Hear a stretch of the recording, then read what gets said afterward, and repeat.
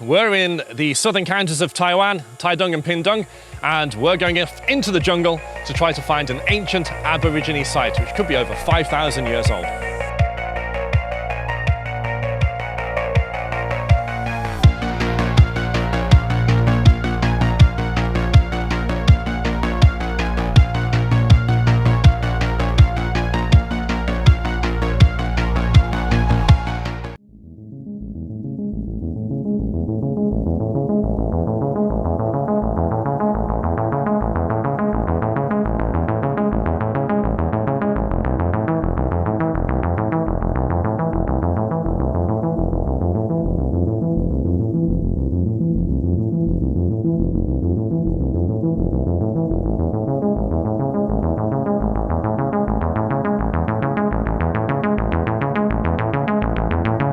One of the best things about having a vehicle like a Jeep, where you can remove the roof and the doors, is that you can really observe life up close. Now we were cruising through this village and we got to offer an impromptu taxi service.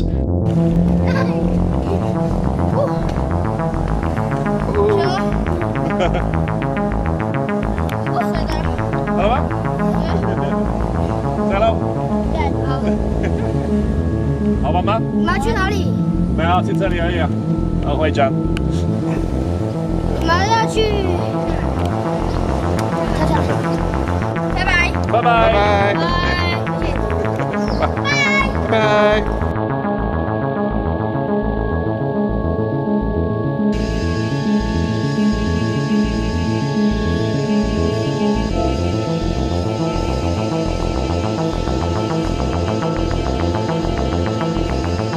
So it's about 3 o'clock in the afternoon, it's hot, humid, I'm sweaty. Something I personally love about the outside, the outdoors in subtropical Taiwan are the cicadas that you can hear in the background. Really, really loud, such a magical experience. It's great here.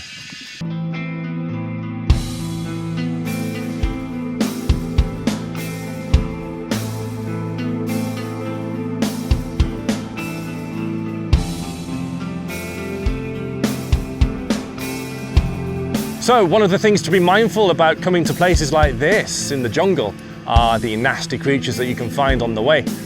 One of the things in particular are snakes. There's plenty of venomous snakes in Taiwan. And one of the snakes which are most dangerous to us are the green tree vipers. They're highly venomous, and the trouble is they pretty much match everything around here. They're bright green and they're so difficult to see within the foliage. So oftentimes when you do see them, you're kind of close to them and it can be too late. I'm pretty poorly dressed for this expedition today. I'm wearing shorts and my shoes aren't great. It's always prudent to wear long trousers if you can and sturdy boots. It's a personal choice I've made today, so I am aware. But you know, for the longer excursions, I'll be wearing a lot more protection.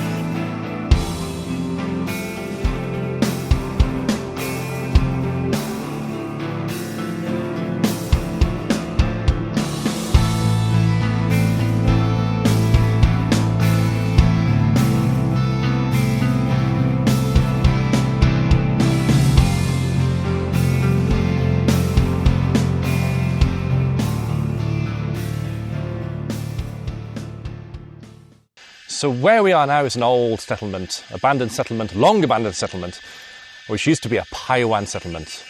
In fact, it's still considered a settlement by the Paiwan tribes, the local Paiwan tribes, who come down here and make sure that this area is kept clean. Now, even though it's a very long way from civilization, technically, this place is very well kept. It is a bit overgrown, obviously, and where I am now is an old slate house. Now, the walls and the roofs and the floor were all constructed of slate, all mined and chiselled locally from the surrounding area.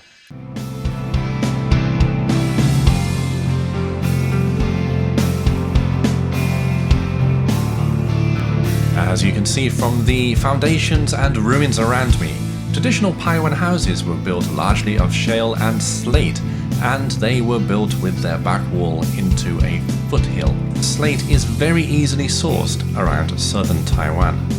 Also, slate is extremely easy to work and offers great protection from the elements.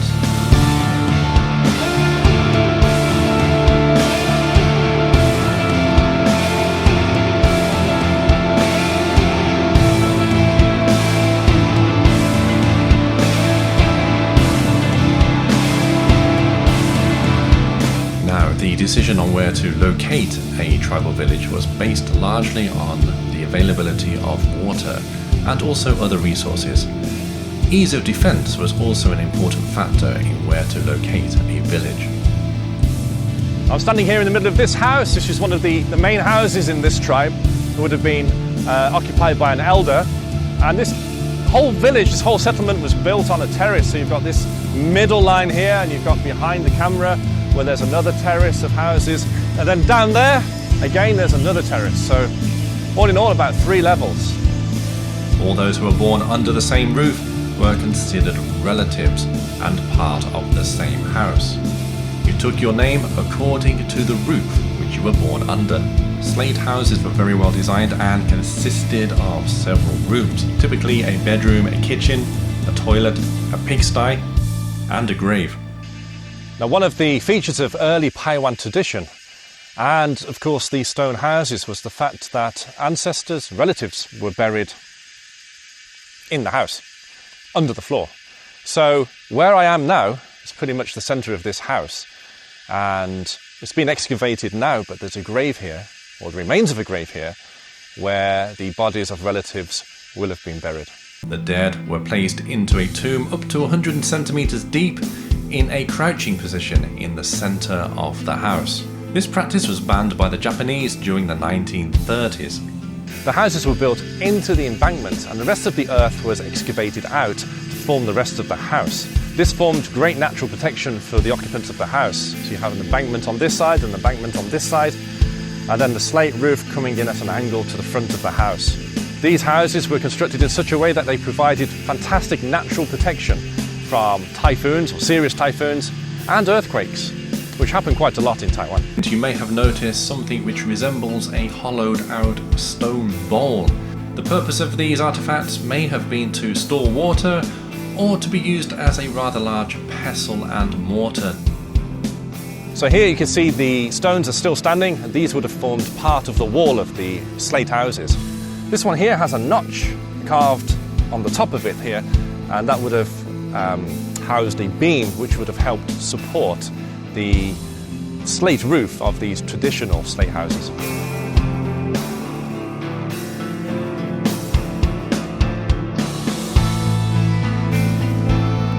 This village was supposed to have been abandoned maybe 600 or 700 years ago. But the site itself is incredibly old. It's believed to be about 3,000 years old. It's on the top level compound here, and I'm in a very well-defined area. This would have been one of the bigger houses, the bigger slate houses on this site. And this tree has to be about a few hundred years old. So it gives you an idea of how old this settlement really is and how long ago it was abandoned. This settlement is thought to have been abandoned about 600 years ago, but the settlement itself could be up to 5,000 years old. You see on this rock here, there's lichen, or some people say lichen, I think this is lichen. And this growth here could be older than the tree I mentioned. It could be over 600 years old.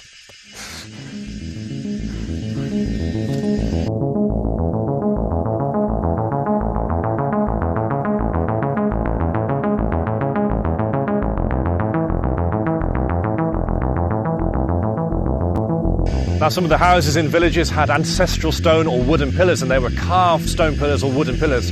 Now, actually, I don't think this is one of those, because this is actually pretty tall. It's almost as tall as me. In fact, it's taller than me. And there was one in this village a few years ago, when I came a few years ago. It's disappeared. I don't know where it's gone. It could have gone to a museum or private collector, I guess. But this would have been an example of something which could have been carved in one of the villages.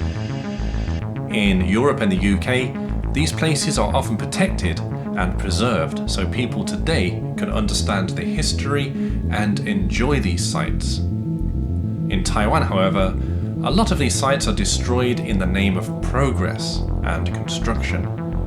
And once lost, they're lost forever. I hope a lot of these sites will be preserved for future generations, so the legacy of Aborigine culture can live on into the future. So we've been very vague about the location of this site. We don't really want to give too much away. Of course, throughout Pingdong County and throughout Taidong County, there are so many sites. Some of them have been excavated, some of them haven't. They've yet to be excavated by archaeologists, and some of them are yet to be discovered. Oftentimes when new railway links are made or new roads are constructed, workers will often unearth a site, and construction has to stop in order to excavate the archaeological remains. Now, there are many sites, obviously, we can visit. Some of them are very, very difficult to get to, and some of them are publicised. This one isn't publicised, so we're going to keep it a secret.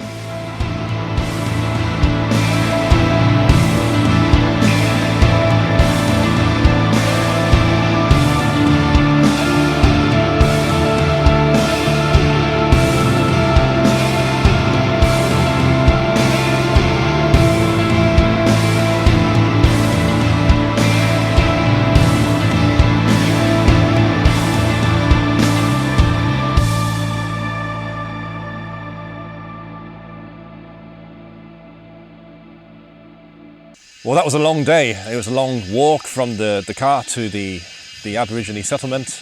But it was really interesting to see all the old foundations, the old stone walls, which showed the outline of where the settlement was. We had a great day. It's been hot, it's been humid, it's been jungly, but it's been so much fun. And thank you very much for joining us on our adventure today.